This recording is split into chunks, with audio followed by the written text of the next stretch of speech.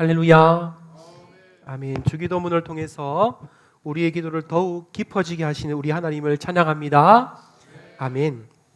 그리고 진실로 우리의 기도가 깊어지기를 원합니다. 아멘. 최근 계속해서 새벽 기도를 드리면서 제 아내와 이런 말을 했습니다. 어떤 말을 했을까요? 네, 어떤 말을 했을까요? 네, 네, 행복하다라는 말을 했습니다. 새벽마다 나오면서 제가 새벽에 죽순 이야기 했잖아요. 죽순이 하루가 다르게 이렇게 쑥쑥 자라는 것을 보면서 참 신기하고, 제 죽순 자라는 거 처음 봤거든요. 이렇게 너무 신기하고, 우리의 신앙도 이렇게 쑥쑥 자랐으면 좋겠다. 시편 1편처럼 그렇게 되어지면 정말 우리도 금방 잎이 청청하고 열매도 맺고 그렇게 될 것 같다라는 상상을 하면서 행복한 이런 나눔을 했었습니다.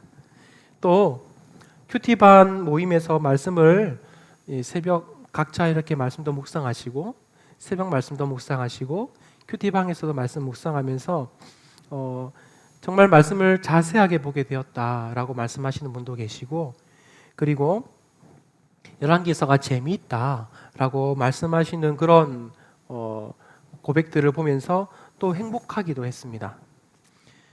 그리고 함께 새벽을 깨워서 말씀을 묵상하며 기도로 시작하시는 우리 성도님들이 계신데, 유튜브로 함께 시작하시는 동시 접속자 수를 보면요 20명 정도 이렇게 함께 예배를 드리시더라고요.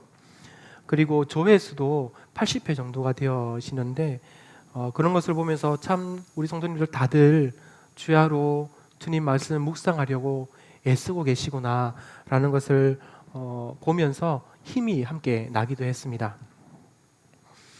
그리고 또 더불어 어떤 말을 했냐면 아이고 피곤하다 아이고 힘들다 이런 말도 하기도 했어요. 왜 안 그렇겠어요? 안 하던 이 새벽 기도를 시작하고 나니까 눈 뜨고 있는 시간이 굉장히 이렇게 길어지기도 하고, 그러다 보니 피곤하다 힘들다 할 만한 것 같아요. 그리고 제 아내는 이제 멀리 새벽 기도가 끝나면 영등포까지 출근해야 되니까 또 일찍 움직여야 하고, 또 대중교통을 이용하는 것 자체가 또 피곤하잖아요. 그러면서 체력적으로 많이 지쳐 하더라고요. 제 아내를 보면서 우리 성도님들도 그러시겠다. 우리 성도님들도 원래 새벽을 깨우시는 분들이 아니라 저녁 기도하시는 분들이잖아요. 그러니까 새벽이 그렇게 익숙하지 않으실 텐데 새벽에 그래도 어쨌든 그 시간을 깨워서 일어나려고 하시고, 또 시편 1편 말씀도 묵상 같이 하시면서 내가 시냇가에 심은 나무가 되어야 되겠다라는 아마 결단들도 다들 하시면서 주야로 말씀 묵상하시는 것 같아요. 여러분 어쨌든 한 주간 잘 지내셨죠? 아멘. 새벽을 깨우시면 너무 피곤하고 힘들어서 혹시 시험에 들진 않으셨죠? 네. 너희는 이렇게 기도하라. 오늘은 8번째 시간인데요. 우리 자신을 위한 기도로는 3번째 시간이라고 할 수가 있습니다. 제목은 시험에 들게 하지 마시옵고 라는 제목으로 함께 은혜 나누기를 원합니다. 예수님께서 우리에게 가르쳐 주신 기도 가운데 거의 마지막까지 온 것 같습니다. 예수님께서 우리를 위한 기도 3번째 간구를 이렇게 하라고 하십니다. 우리를 시험에 들게 하지 마시옵고, 네, 그리고 다만 악에서 구하시옵소서. 여러분은 시험을 혹시 많이 당하시는 편이세요? 어떠세요? 나는 한 주간도 시험이라는 것은 난 당해보지도 않았다라는 분 계신가요? 네, 아무도 없으시죠? 아니면 나는 오늘 하루만도 수없이 시험을 당했다라고 하시는 분 계신가요? 네, 반응이 없으시지만 너무 마이크 소리가 커서 제가 너무 조심스러워요. 네, 바라기는 정말 저와 여러분이 주님께서 가르쳐 주신 그 기도대로 시험에 들지 않기를 소망합니다. 아멘. 하지만 분명히 말씀드립니다. 숨을 쉬고 살아있는 모든 인생은 수많은 시험 한가운데 살아가고 그렇기 때문에 시험에 들 수밖에 없습니다. 예수님도 시험 받으셨을까요? 안 받으셨을까요? 받으셨습니다. 네. 공생애를 시작하기 전에 40일 동안 금식기도 하시고 나서 이 사탄이 세 가지로 시험을 했죠. 그렇죠? 예수님께서 받으신 시험 세 가지가 무엇인지 아시나요? 첫 번째가 돌을 떡으로 만들어 봐라 라는 것이었고요. 두 번째는 저기 성전에 올라가서 뛰어내려 봐라 라고 하셨고요. 세 번째는 높은 곳에 올라가서 천하만국을 보여주면서 나에게 절을 하면 맞아요, 내가 이 모든 것을 너에게 주겠다라고 그렇게 사탄이 시험을 했습니다. 예수님도 받으신 시험을 우리가 피해갈 수 있을까요? 네, 피해갈 수가 없습니다. 사탄은 우리를 악한 가운데로 빠뜨리기 위해서 저와 여러분 가운데 끊임없이 시험하고 있습니다. 그럼 어떤 것으로 시험할까요? 달콤한 것으로 시험합니다. 아주 달콤한 것으로 시험합니다. 아담과 하와가 뱀의 유혹으로, 뱀의 시험으로 선악과를 보게 되었습니다. 원래는 그렇게까지 보이지 않았는데 이 뱀이 말하고 나서 선악과를 보니까 그 선악과가 어떻게 보였나요? 먹은직스럽기도 하고 그리고 보암직스럽기도 하고 지혜롭게 할 만큼 탐스럽게 보이기도 했습니다. 정말 먹으면 사탄이 말한 것처럼 하나님처럼 될 수 있을 것 같다라는 생각이 들기 시작했던 거예요. 어쩌면 아담도 하와도 뱀의 말을 듣고 나서는 그래서 하나님께서 저 선악과를 먹지 말라고 하신 거구나. 우리가 하나님처럼 될까 봐. 아마 이렇게까지 생각했는지는 모르겠지만 이건 저의 상상입니다. 일로 인해서 아담과 하와는 선악과를 먹게 되었고 그 후에 아담은 수고의 고통을 더하게 되었죠. 그리고 하와는 출산의 고통을 더하게 되었습니다. 그리고 죽음도 선고받게 되었습니다. 이번 주 열왕기서 말씀에 시험을 받은 사람이 한 명 나왔죠. 그렇죠? 베델의 늙은 선지자가 하나님의 사람에게 거짓말로 유혹한 것을 살펴보았습니다. 그가 이렇게 말했습니다. 나도 당신과 같은 선지자인데 하나님께서 나에게 보내신 천사가 당신을 영접하라고 했습니다. 이런 말로 그를 속였습니다. 하나님의 사람에게는 그것이 시험이었죠. 그래서 그 이름 모를 하나님의 사람은 안 그래도 출출하고 목말랐는데 하나님께서 분명히 나에게는 돌아가라고 하셨지만 아무것도 먹고 마시지 말고 돌아가라고 했지만 저 사람을 통해서 나를 정말 대접하라고 하신 것은 아닐까라는 생각을 했을 것입니다. 그리고 실제로 그의 마음은 하나님이 처음 명령한 대로 행하기보다 그의 육신의 배고픔과 갈증을 얼른 해결하고 싶다라는 마음이 컸기 때문에 그의 말에 넘어가게 되었고 그는 시험에 빠지게 되었고 결국 사자에 물려 찢겨 죽게 되었던 것입니다. 예수님도 40일간의 금식기도 후에 사탄에게 시험을 받으셨는데 어떤 시험을 받으셨다고 했나요?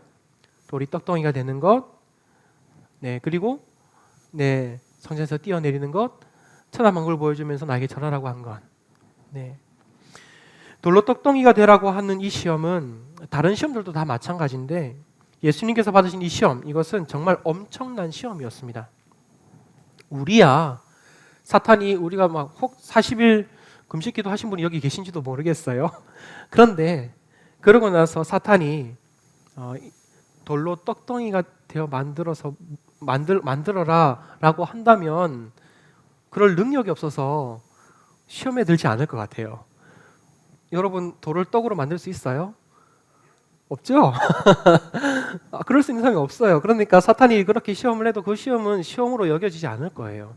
그런데 예수님이 누구십니까? 인간의 몸을 입고 오셨지만 하나님의 아들이십니다. 하나님이 그 돌을 떡덩이로 만들 능력이 있으실까요? 없으실까요? 있습니다. 예수님께서 할 수 있는 걸 사탄이 하라고 하기 때문에 예수님께는 어쩌면 큰 시험이었는지도 모릅니다. 그런데 이 예수님은 사탄이 이 일을 통해서 자신의 인간으로서의 사역을 감당하게 하려는 것이 아니라 전능한 신으로서 이 사역, 예수님이 이 땅에 오셔서 하시는 그 사역을 감당하게 하려는 그 속셈을 알았기 때문에 그것을 말씀으로 이기셨던 것이죠. 우리는 이를 통해서 알 수 있는 것이 있습니다. 사탄의 시험은 무엇으로 이길 수 있는가라는 것이죠. 무엇으로 이길 수 있습니까? 예수님께서 무엇으로 그 사탄의 시험을 이기셨죠? 말씀으로 이기신 것입니다. 말씀으로. 사실 아담과 하와도 하나님 말씀을 제대로 기억했으면 시험에 이길 수 있었을까요? 없었을까요? 당연히 있는 거죠. 그 이름 모를 하나님의 사람도 하나님께서 유다로 돌아가기까지 먹지도 마시지도 말라고 했을 때 사실 그 거리가 안 먹고 안 마시고 왔다 할 수 있는 거리이긴 했어요. 비록 그 거리 왔다 갔다 할 때 배고프고 힘들 수 있죠. 하지만 그럴 수 있는 거리였어요. 그 하나님의 사람이 하나님 말씀 명령을 제대로 기억했다면 그 거짓말에 속아 넘어갔을까요? 안 넘어갔을까요? 안 넘어갔겠죠. 말씀이 있으면 이길 수 있다라는 것입니다. 우리가 말씀을 제대로 붙들면 사탄의 시험을 이길 수 있습니다. 말씀 붙드는 것은 무엇이냐면 하나님 말씀을 기억하고 그 말씀에 순종하는 것입니다. 만약에 이름 없는 하나님의 사람이 하나님의 명령을 끝까지 붙들고 이 거짓 선지자의 말에 다시금 하나님께 물었다면, 그의 말을 의지하기보다 다시 하나님께 물었다면 어땠을까요? 하나님, 정말 이것이 맞습니까? 간혹 또 기도를 하지만 은근히 먹는 쪽으로 기도할 수도 있을 것 같아요. 하나님께서 정말 아무 말 없으시면 하나님의 뜻이 먹으러 가라는 줄 알고 내가 이 사람을 따라가서 떡도 먹고 물도 마시겠습니다. 이런 기도는 뭐 하고 싶은 마음이 더 큰 거예요? 먹고 싶은 마음이 더 큽니다. 그런 마음으로 기도를 한 거예요. 그럼 어떻게 기도를 해야 되겠어요? 오히려 하나님의 뜻을 따르는 방법으로 그런 방향으로 기도를 해야죠. 하나님께 지금 여쭙고 싶습니다. 하나님이 만약에 제가 묻는 이 기도에도 응답이 없으시면 저는 그냥 주님께서 하라고 하신 대로 유다로 갈 때 동안 아무것도 먹지도 마시지도 않겠습니다. 이렇게 기도를 했다면 그 이름 없는 사람도, 하나님의 사람도 시험에 빠지지 않았을 것 같아요. 하나님께서 거기에 먹어라 라고 말씀을 하시진 않으셨을 거 아니에요. 그죠? 아담과 하와가 사탄의 유혹과 시험 앞에서 하나님께 기도하며 하나님은 절대로 그런 이유로 우리에게 선악과를 먹지 말라고 하신 것이 아닌 줄 압니다. 하나님, 선악과를 따먹지 말라고 하신 이유를 하나님께서 알려주세요.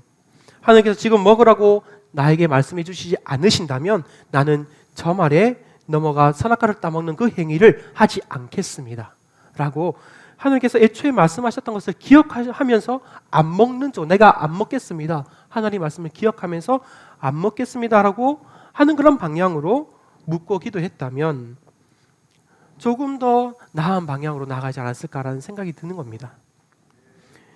어떤 분은 이렇게 기도하기도 할 것입니다.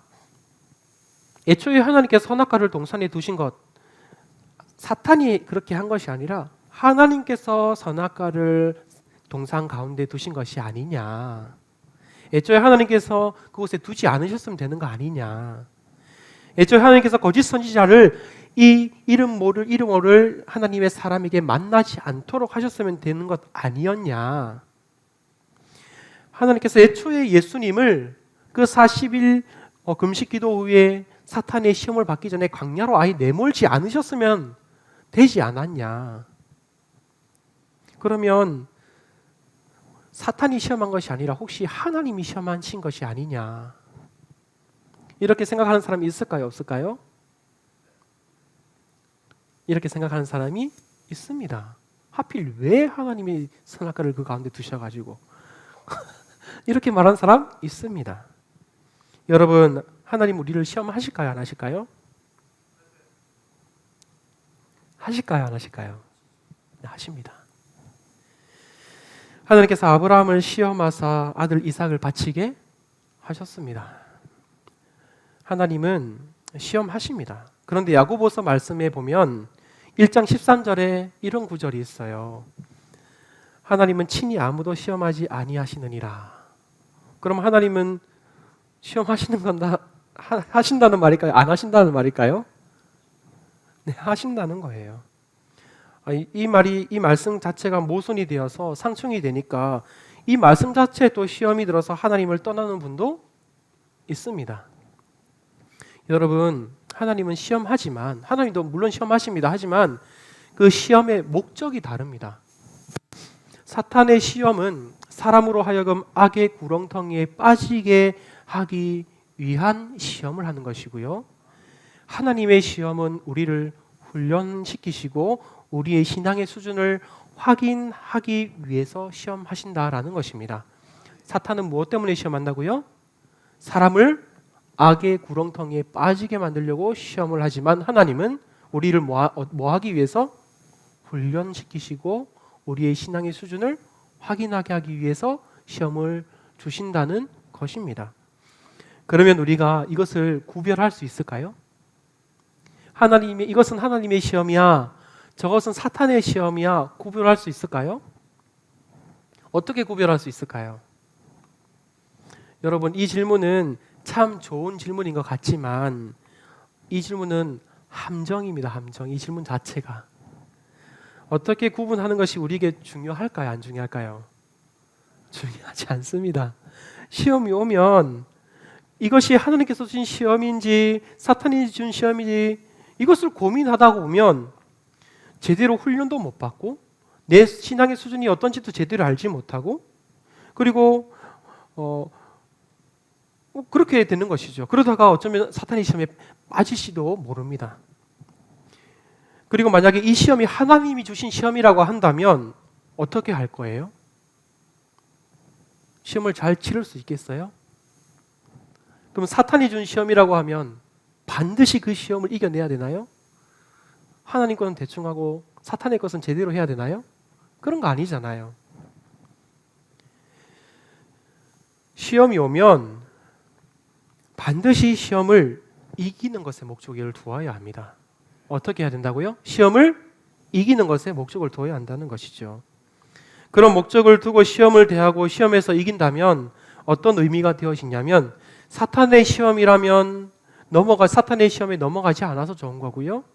그리고 하나님 주신 시험이라면 내가 훈련을 이겨내서 좋은 겁니다. 그리고 맞습니다. 통과입니다. 통과. 그리고 나의 신앙의 수준을 확인할 수 있어서 좋은 겁니다. 그러나 우리가 이 모든 시험을 이길 수 있을까요? 없을까요? 이 시험을 이길 수 없을 때도 많이 있습니다. 때로는 실패할 것입니다. 그것이 하나님께서 주신 시험이든 사탄이 준 시험이든 마찬가지입니다. 그래서 예수님은 이런 기도를 하라고 하신 것입니다. 우리를 시험에 들게 하지 마시옵고 그리고 혹 우리가 시험에 빠져서 악의 구렁텅이에 빠졌다 할지라도 그 악에서 어떻게 해달라고 기도하라고 하나요? 악에서 구하시옵소서라고 기도하라고 우리 예수님께서 말씀하신 것입니다. 우리가 이 기도를 하게 된다면 다음과 같은 말씀을 함께 생각할 수 있을 것 같아요. 이 말씀은 저와 여러분들에게 위로와 힘이 되는 말씀이 되어질 것 같습니다. 제가 저기 의자 뒤쪽에 보면은 몇 장을 이렇게 뽑아놨거든요. 제가 말씀을 준비하다가 맞습니다. 네, 장로님 벌써 한 장 가져가셨는데 이 말씀이 떠오르셨으면 좋겠어요. 아니면 떠오르지 않으셔도 이거 가져가셔서 읽으셔도 참 좋을 것 같습니다. 만약에 저와 여러분들에게 시험에 들지 않기 위해서 필요한 도구가 있다면 그것은 무엇이냐면 첫 번째는 따라해 볼까요? 기도입니다. 네, 기도입니다. 시험에 들지 않게 예수님께서 이렇게 말씀하셨습니다. 깨어 기도하라. 마음이 있는 원이로되 육신이 약하도다라고 하셨는데 예수님께서 시험에 들지 않게 뭐 하라고 하셨습니까? 기도하라고 하셨습니다. 그래서 기도는 시험을 이기는 무기입니다. 또 하나의 도구는 예수님을 우리의 신앙의 모델로 삼아 주신 이것이 우리에게 시험을 이기는 무기입니다. 에베소서 6장 11절에 마귀의 관계를 능히 대적하기 위하여 하나님의 전신갑주를 입으라라고 합니다. 네, 이것이 무엇이냐면 하나님의 전신갑주가 무엇이냐면 간단하게 말해서는 예수 그리스도로 옷 입으라라는 것입니다. 예수 그리스도로 옷 입으라. 따라해 볼까요? 예수 그리스도 옷 입으라. 맞습니다. 예수 그리스도 옷을 입는 것을 말하는 것인데 이것은 예수님의 삶을 생각하고 닮아가도록 하라라는 것입니다. 그리고 우리에게는 또 하나님의 전신갑주라고 하면 구원의 투구, 의의 흉배, 그리고 평안의 복음의 신, 그리고 진리의 허리띠, 믿음의 방패, 그리고 뭐죠? 말씀의 성령의 검, 네, 이것이 있죠. 이것도 떠올려서도 좋을 것 같아요. 그리고 야고보는 이렇게 말했습니다. 시험이 오면 어떻게 여기라고 하냐면 기쁘게 여기라라고 합니다. 왜 기쁘게 여길까요? 시험이 오면 시험이 만들어낼 온전한 그리스도인의 모습이 우리 눈앞에 있기 때문입니다. 내가 이 시험을 이겨내면 내가 그만큼 예수 그리스도의 온전한 모습을 닮아가는 것이죠. 그래서 야고보서 1장 2절에서 4절 말씀 보면 내 형제들아 너희가 여러 가지 시험을 당하거든 온전히 기쁘게 여기라. 이는 너희 믿음의 시련이 무엇을 만들어낸다고요? 인내를 만들어낸 줄 너희가 알미라. 인내를 온전히 이루라. 이는 너희로 뭐하고? 온전하고 뭐하여? 구비하여 조금도 무엇이 없게 하려 함이라. 부족함이 없게 하려 함이라 라고 야고보가 이야기해 주고 있습니다. 그리고 시련을 이기는 이것은 하나님께서 나를 사랑하고 있다. 하나님께서 이렇게 말씀하시는, 인정하시는 것입니다. 내가 시험을 이기면 하나님께서 나를 이렇게 인정해 주신다는 것이죠. 너가 나를 정말 사랑하고 있구나 라는 것을 인정해 주는 그런 삶의 모습이 시험을 이기는 모습이라는 것입니다. 때문에 시련을 힘써 우리가 이길 필요가 있는 것입니다. 야고보서 1장 12절 말씀 보면 시험을 참는 자는 복이 있나니 이는 시련을 견디어낸 자가 주께서 자기를 사랑하는 자들 이렇게 표현하고 있습니다. 주께서 자기를 사랑하는 자들에게 약속하신 생명의 면류관을 얻을 것이기 때문이라 라고 야고보가 알려주고 있습니다. 내가 시험을 힘써 이긴다면 이것 자체가 나는 하나님을 사랑해요 라고 한다는 것입니다. 내가 시험을 힘써 싸워서 이겨내면 이것이 뭐라고요? 내가 누구를 사랑한다? 누구를 사랑한다? 내 생명의 면류관 얻죠? 누구를 사랑한다? 내가 하나님을 너무 사랑합니다라는 표현이 내가 시험을 이겨내는 것입니다. 하나님을 사랑하는 증거를 보일 수 있는 것이 시련을 이긴다라는 것이죠. 하나님은 자기를 사랑한 자를 기억하십니다. 이번 주 말씀 보면은 하나님께서 그렇게 솔로몬이 범죄를 저지르고 르호보암이 범죄를 저지르고 아비암이 범죄를 저지르고 아사가 범죄를 저질러도 누구를 기억하심으로 그들을 하나님께서 때로는 등불로 사용하시고 그들을 용서해 주시나요? 다윗을 기억하심으로. 다윗이 얼마나 하나님을 사랑했는지 모릅니다. 그러니까 하나님이 다윗을 기억해 주시는 것입니다. 신약에 보면 예수님의 죽음 앞에 향유를 깨뜨린 여인이 있습니다. 예수님은 이 여인을 기억하라라고 하십니다. 이 여인도 예수님을 얼마나 사랑했는지 모릅니다. 그러니 예수님께서 기억하라고 하시는 것이죠. 하나님은 그를 사랑하는 자를 기억하시는 분이신 줄 믿습니다. 아멘. 그리고 만약 정말 저와 여러분이 최선을 다했는데 시험을 이기지 못하였다고 한다면 이 말씀을 기억하며 다시금 하나님 앞에 나아갈 수 있기를 원합니다. 고린도전서 10장 13절인데요. 아닙니다. 이건 시험 과정 가운데 있는 겁니다. 제가 잘못 설명드렸는데 시험 과정 가운데 내가 이 시험을 정말 하나님 이 시험을 내가 내 힘으로 이길 수 없을 것 같아요 라고 그런 생각이 든다면 이 말씀 묵상을 했으면 좋겠다는 겁니다. 고린도전서 10장 13절 말씀인데 제가 읽어드리겠습니다. 사람이 감당할 시험 밖에는 너희가 당한 것이 없나니 오직 하나님은 미쁘사 너희가 감당하지 못할 시험 당함을 허락하지 아니하시고 시험 당할 즈음에 또한 무엇을 내신다고요? 피할 길을 내사 너희로 능히 뭐하게 하신다? 감당하게 하시느니라 라고 말씀하십니다. 과거 출애굽 때 광야 가운데 경험했던 수많은 시험들 속에서 수없이 실패했던 이스라엘 백성들과 함께 백성들과 하나님의 진노에 대해서 이 바울이 이야기를 하면서 그 가운데서도 하나님을 믿는 자들은 하나님께서 살게 하시고 약속의 땅 가나안 땅으로 인도하신 그 하나님의 역사와 신실하심을 상기시키면서 바울이 방금 읽었던 이 고린도전서 10장 13절 말씀을 한 것입니다. 여러 가지 시험 가운데 하나님을 우리가 바라본다면 감당할 시험밖에 없고 감당할 만한 시험만 허락하신다는 것이며 또 시험 당할 즈음에는 하나님, 제가 이 시험을 감당할 만한, 만약에 제가 감당할 수만 있다면 주님께서 허락하시되, 만약에 제가 이 시험을 감당할 수 없다면 하나님 피할 길을 허락해 주십시오 라고 기도할 수 있는 말씀의 근거가 오늘 말씀이지 않을까라는 생각을 하게 됩니다. 그리고 무엇보다 저와 여러분이 시험에 실패하게 되었을 때도 있습니다. 아예 실패할 때도 있잖아요. 그러면 다음과 같은 말씀을 묵상해도 좋을 것 같아요. 히브리서 4장 15절에서 16절인데요. 우리 다 같이 한번 읽어보겠습니다. 15절 16절입니다. 시작. 우리에게 있는 대제사장은 우리의 연약함을 동정하지 못하실 이가 아니요 모든 일에 우리와 똑같이 시험을 받으신 이로되 죄는 없으시니라.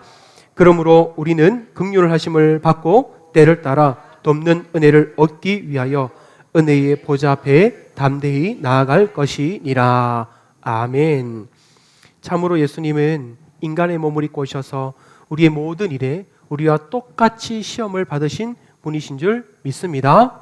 아멘. 그래서 우리 주님은 우리의 연약함을 동정하실 수 있는 분이라는 것입니다. 그분은 우리를 향한 긍휼한 마음을 가지고 계시고 때를 따라 돕는 은혜를 허락해 주십니다. 그런데 아무 곳에서 주는 것은 아닙니다. 어디서 주시냐면 은혜의 보좌 앞, 예수 그리스도의 피를 의지하여 은혜의 보좌 앞에 나아가야 돕는 은혜를 얻는 것입니다. 말씀을 준비하다가 저에게도 또 여러분들에게도 필요한 말씀이라고 생각되어져서 함께 나누었는데요. 우리에게 수많은 시험이 있을 것입니다. 아마 지금도 시험 가운데 있으신 분도 있을 거예요. 그 시험에서 정말 할 수만 있다면 이겨 나갈 수 있기를 원합니다. 나의 연약함을 비집고 오는 사탄의 시험도, 하나님께서 우리를 훈련시키시고 신앙의 위치를 확인하시는 그 시험도 정말 저와 여러분이 능히 이겨내서 하나님을 사랑하는 그 증거를 보여드리며 날마다 온전한 그리스도인으로 만들어져 나가기를 간절히 소망합니다. 아멘.